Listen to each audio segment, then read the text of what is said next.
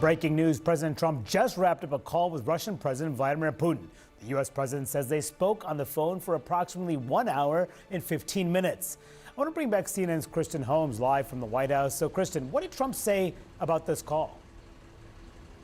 Yeah, Manu, he really dives into two separate things. One, what's going on with Russia and Ukraine, and two, the deal with Iran. So let's start with reading this post because this is really the White House's version of a readout of the call. He says he just finished speaking by telephone with President Vladimir Putin of Russia. The call lasted approximately 1 hour and 15 minutes.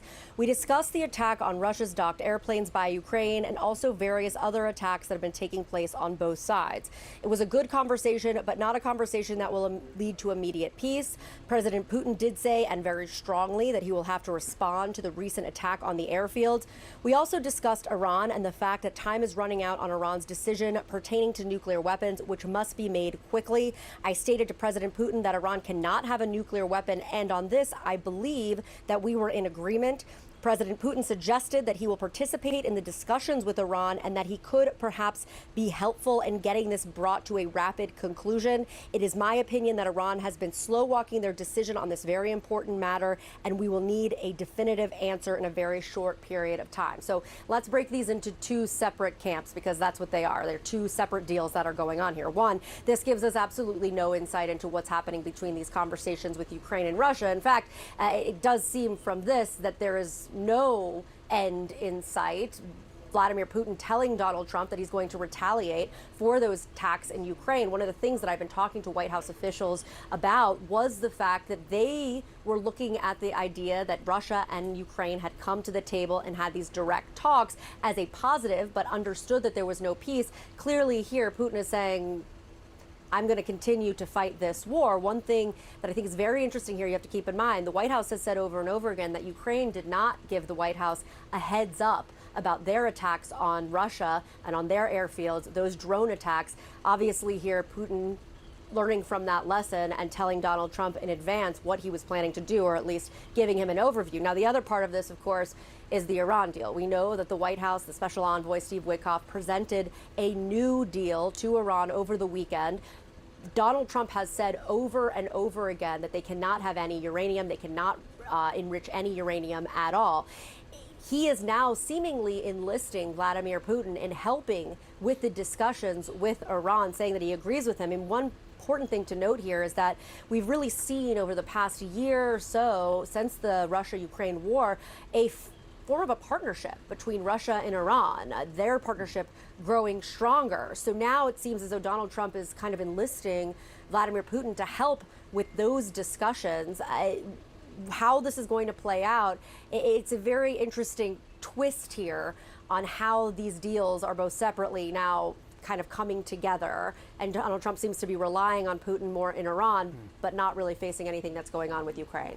All right, Kristen Holmes with the breaking news from the White House. Thank you so much. And back here in the room, just to break down this post, I mean, no immediate peace. That seems pretty significant. It means this war is going to go on, despite these talks that have been trying to materialize over the last several weeks. And then saying that President Putin did say, and very strongly, that's in Trump's words, that Putin will have to respond to the recent attack on the airfields. I found the tone of this as it relates to the Russian leader really interesting because it was about a week and a half ago where Trump posted on Truth Social that Vladimir Putin has gone, quote, absolutely crazy. We also remember the other social media post where he said, Vladimir, stop, basically, with all the violence. And especially as Putin has shown no signs that he's going to relieve or let up on this aggression towards Ukraine, you're really seeing a growing impatience from Capitol Hill. You have this sanctions package that's supposed to be the toughest set of sanctions against Russia. It has 81 co-sponsors in the Senate. And obviously, the continued aggression from Putin is going to add momentum to that. But what I find really interesting is President Trump does not seem to be on board quite yet with that package. There was a quote from White House Press Secretary Caroline Leavitt with our friends at Semaphore. She said, the decision to impose sanctions will come from the commander-in-chief, i.e. not Congress. Yeah, and he didn't say here. He didn't say, sanctions may be coming, Vladimir, or nothing like that. There was an omission of threats. There's also an omission of him saying when he was told by Putin that Putin was going to respond, quote, very strongly, I urged him not to. I condemned the idea of it. I said that would be destructive to the efforts to fight. There's none of that, and obviously we don't know what exactly was said. I think it is a very Trumpian play, although it has also been something utilized by other U.S. leaders of both parties. All right, how do you leverage Russia in other foreign issues that you're dealing with, particularly if it's a proliferation-related issue? It's not exclusive to Trump, but his decision here, or very clear effort to try and thread a couple of things together to try and reach an outcome, it's something that apparently might lead to an imminent strike, as he seems to be implying there. Those two things I think are very connected. The reason he is just a reporter on what Putin was saying about Ukraine and no value judgment and not wanting to be active engaged, he wants to wash his hands of it, that is directly tied to, look what I'm doing here. I'm not weighing in on that, Vladimir. I need your help here, but it's also interesting. He says things like, perhaps he could be helpful. I think we're in agreement that they shouldn't have nuclear. It doesn't seem like he has Putin's total buy-in to what he wants him to do on Iran either. He said Putin responded, he said it very strongly that he'll have to respond to the recent attacks. I'm going to go to Nick Robertson, who is following this breaking news story. And Nick, I'm seeing that Yuri Ushakov, who's the Russian presidential aide, also commenting on this call, saying Vladimir Putin spoke in detail about the results of the second round of direct Russian-Ukraine negotiations in Istanbul.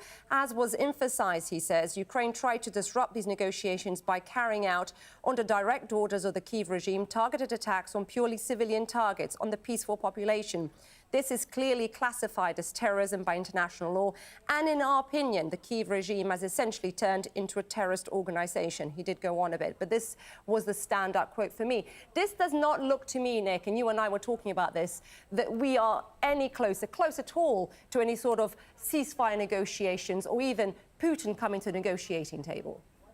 Not at all. In fact, you know, President Zelenskyy has been making that point that the talks in Istanbul aren't going anywhere, and the best way to resolve this is talks directly between the leaders, President Zelenskyy and President Putin. He said President Trump and other key leaders could be there as well, and the Kremlin has also turned that down. So I think what we're hearing from these Russian officials is very much a version of the additional things that Putin will have undoubtedly communicated with Trump, that the breakdown in talks, because of course Putin will portray himself as wanting to have talks and be the peacemaker here and blaming it all on Ukraine that it's not happening.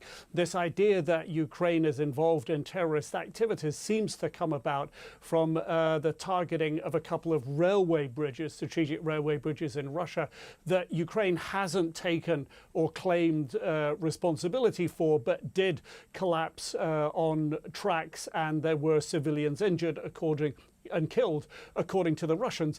You know, you have to sort of suspend imagination and belief and suspend everything here when listening to Russia criticize Ukraine for hitting civilians, when every day our screens are full of images of Russia's missiles, artillery, drones slamming into civilians in cities going about their daily lives.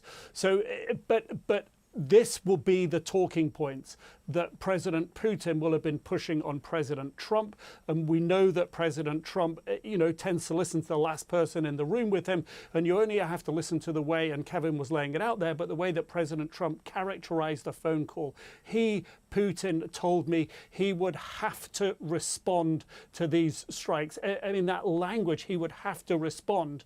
As Kevin says, we don't know what direction Trump tried to push Putin in not to respond. But that characterization, he has to respond. That sounds very much like the language you would expect Putin to be using. I have to respond to this.